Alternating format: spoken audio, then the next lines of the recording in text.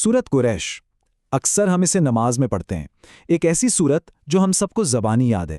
लेकिन क्या हमने कभी सोचा है कि इन चंद आयतों के पीछे एक पूरे कबीले के उरूज और ज़वाल की एक बहुत बड़ी दास्तान छुपी हुई है? तो चलें आज उसी भूली बिसरी कहानी की गहराई में उतरते हैं। हम इसे पढ़ते तो हैं, लेकिन सच बताएं, क्या हमने कभी रुककर सोचा है कि इसकी कहानी क्या है? ये सिर्फ चंद अल्फाज नहीं हैं, ये अल्लाह की तरफ से एक बहुत गहरा पैगाम है जो एक खास वक्त पर एक खास वजह से नाजिल हुआ। और वो वजह क्या थी? तो बात यह है कि ये सूरत उस वक्त नाजिल हुई जब मक्के के सरदार यानी कुरैश दौलत के नशे में बिल्कुल चूर थे। उनका तकब्बुर आसमान को छू रहा था और वो नबी अकरम सल्लल्लाहु अलैहि वसल्लम की मुखालिफत में आप समझें कि हर हद पार कर रहे थे। वो ये भूल ही गए थे कि उनकी असल क्या है। तब अल्लाह ताला ने उन्हें उनकी हकीकत याद दिलाने के लिए ये सूरत नाजिल की। अच्छा, इस पूरी कहानी को समझने के लिए हमें थोड़ा वक्त में पीछे जाना पड़ेगा, बहुत पीछे। नबी पाक सल्लल्लाहु अलैहि वसल्लम के परदादा हाशिम के ज़माने में। ये वो दौर था जब मक्का खुशहाली से कोसों दूर था और हर तरफ कहत के साए मंडला रहे थे। ज़रा आंखें बंद करके तसव्वुर करें, एक शहर जो सिर्फ रेत और पत्थर है, दूर दूर तक कोई फसल नहीं, कोई हरियाली नहीं, बस सहरा। और वहाँ के लोग, वो शदीद भूख की आग में जल रहे थे और हर नया दिन मौत का एक नया खौफ लेकर आता था। और कमाल की बात देखें, या यूं कहें कि सितम ज़रीफ़ी देखें कि इसी काबा के अंदर और बाहर पूरे 360 बुत रखे हुए थे। दिन रात उन बेजान पत्थरों के आगे झुकते थे, मदद मांगते थे, लेकिन जाहिर है कोई बुत ना उनकी भूख मिटा सकता था, ना उनका खौफ दूर कर सकता था। हालत इतनी खराब थी कि उसे लफ्ज़ों में बयान करना मुश्किल है। लोग भूख से बिलक रहे थे और उनकी हर सांस वो खुद एक सवाल बन गई थी, एक ऐसा सवाल जिसका जवाब किसी के पास नहीं था। हर तरफ बस मायूसी ही मायूसी थी। लेकिन फिर उसी घटाटोप अंधेरे में उम्मीद की एक किरण नजर आई, और वो किरण थे हाशिम बिन अब्दुल मनाफ। वो सिर्फ एक सरदार नहीं थे, उनसे अपने लोगों की ये हालत देखी नहीं जा रही थी। वो चाहते थे कि इस मुसीबत का कोई मुस्तकिल हल निकले। काफी सोच विचार के बाद हाशिम को एक बात समझ आई, एक ऐसी बात जिसने सब कुछ बदल दिया। उन्हें ये एहसास हुआ कि मक्का की असल ताकत उसकी जमीन में नहीं है, ना ही किसी और चीज में। उनकी सबसे बड़ी ताकत थी एक जिम्मेदारी, अल्लाह के घर काबा की हिफाजत, और यही उनके बचाव का रास्ता था। तो उन्होंने एक बड़ा ज़बरदस्त मंसूबा बनाया, 2 सालाना तिजारती सफ़रों का मंसूबा। एक सर्दियों में जुनूब की तरफ यमन के लिए और दूसरा गर्मियों में शुमाल की तरफ शाम के लिए। और ये सिर्फ कोई बिजनेस प्लान नहीं था, नहीं, ये मक्का को भूख और तन्हाई की कैद से निकालने का एक मास्टर प्लान था। अब सोचें, जब कुरैश के काफले इन खतरनाक रास्तों से गुजरते थे जहां डाकुओं का राज था, तो वो क्या करते थे? वो सिर्फ एक जुमला बोलते थे, हम अल्लाह के घर के रखवाले हैं, हम पर कोई हाथ नहीं डाल सकता। और बस ये सुनते ही डाकुओं के दिल दहल जाते थे। क्यों? क्योंकि अरब का कोई भी कबीला, चाहे वो कितना ही बड़ा जंगजू क्यों ना हो, काबा की बेहुरमती का तसव्वुर भी नहीं कर सकता था। और हाशिम का ये मंसूबा ये कामयाब हो गया। ऐसा कामयाब हुआ कि मक्का की तकदीर ही बदल गई।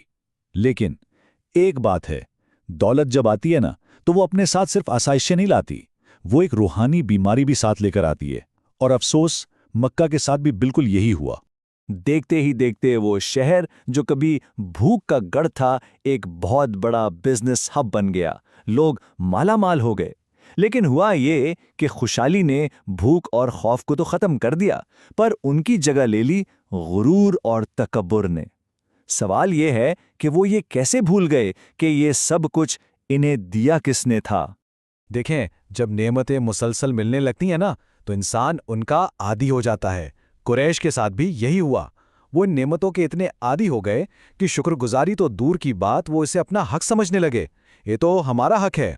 और इस सोच में वो उस रब को ही भूल गए जिसने उनके सफ़र महफूज बनाए थे और उनके घरों में खाना पहुंचाया था। और फिर जब उनका गुरूर और उनकी नाशुक्री हद से बढ़ गई, तब अल्लाह ताला ने अपना कलाम नाजिल फरमाया। और ये कोई नरमी वाला पैगाम नहीं था, ना ही ये कोई बातचीत की दावत थी। ये थी सूरत कुरैश, एक साफ, वाज़ेह और सख्त याद दहानी। बिस्मिल्लाहिर्रहमानिर्रहीम। लिईलाफ़ि कुरैशिन ईलाफ़िहिम रिहलतश्शिताइ वस्सैफ़ फ़लयअबुदू रब्ब हाज़ल बैत अल्लज़ी अतअमहुम मिन जूअइन व आमनहुम मिन खौफ़िन। सिर्फ 4 छोटी छोटी आयतें, لیکن ان آیتوں میں ایک پوری قوم کی تاریخ بھی ہے اور اس کے رب کا ایک گہرا پیغام بھی۔ اب ذرا اس سورت کے لہجے پر غور کریں، یہ بہت اہم ہے۔ اللہ تعالیٰ یہاں قریش سے بات نہیں کر رہے بلکہ ان کے بارے میں بات کر رہے ہیں، اور یہ جو تیسرے شخص کا صیغہ ہے نا، یہ شدید ناراضگی کی نشانی ہے۔ اس کو ایسا سمجھیں کہ جیسے ہم غصے میں کسی سے کہتے ہیں اس سے کہہ دو کہ میرے سامنے نہ آئے، مطلب اللہ تعالیٰ ان کو اس قابل بھی نہیں سمجھ رہے کہ ان سے براہ راست بات کی جائے۔ پھر اللہ تعالیٰ انہیں وہ دو بنیادی نعمتیں یاد دلاتے ہیں جن پر ان کی پوری خوشحالی کی عمارت کھڑی تھی۔ پہلی نعمت وہ رب جس نے انہیں بھوک میں کھانا کھلایا۔ یہ سیدھا سیدھا اشارہ ہے اسی قحط کی طرف جس کی خوفناک یادیں وہ اپنی دولت کے ڈھیر کے نیچے کہیں دفن کر چکے تھے۔ اور دوسری نعمت کیا تھی؟ وہ آمنہم من خوف، اور انہیں خوف سے امن دیا۔ یہ کون سا امن تھا؟ یہ وہی سیکیورٹی تھی، وہی حفاظت جو انہیں ڈاکوؤں اور دشمنوں سے ملتی تھیں، صرف اور صرف اس لیے کہ وہ کعبہ کے رکھوالے تھے، اور یہی تو وہ بنیاد تھی جس پر ان کی ساری تجارت، ساری امیری ٹکی ہوئی تھی۔ اچھا، یہاں تک تو ہو گئی قریش کی کہانی، لیکن سوال یہ پیدا ہوتا ہے کہ یہ 1400 سال پرانی بات آج ہمارے لیے کیوں اہم ہے؟ اس لیے کہ یہ سورت دراصل ایک آئینہ ہے، ایک ایسا آئینہ جو سیدھا ہماری طرف کر دیا گیا ہے۔ تو یہ کہانی 1400 سال کا سفر طے کر کے آج ہمارے دروازے پر آ کھڑی ہوئی ہے، اور ہم سب سے ایک سوال پوچھ رہی ہے، کیا ہماری آج کی سہولتوں نے، ہماری گاڑیوں، ہمارے گھروں نے ہمیں بھی قریش کی طرح غافل اور ناشکرا تو نہیں بنا دیا؟ ذرا اپنے آپ سے پوچھ کر دیکھیں، جب اللہ ہماری زندگی میں کوئی آسانی لاتا ہے تو ہمارا رد عمل کیا ہوتا ہے؟ اکثر ایسا نہیں ہوتا کہ شکر کرنے کے بجائے ہم اگلی اس سے بڑی گاڑی کے خواب دیکھنے لگتے ہیں، عاجزی کی بجائے ایک اور پلاٹ کی فکر میں لگ جاتے ہیں، پیسہ آتا ہے تو رب کو یاد کرنے کے بجائے مزید طاقت اور اثر و رسوخ کے پیچھے بھاگتے ہیں۔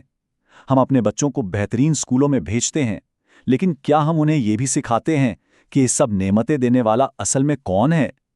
تو سورت قریش صرف قریش کی کہانی نہیں ہے، یہ ایک ایسا آئینہ ہے جو وقت سے بالاتر ہے۔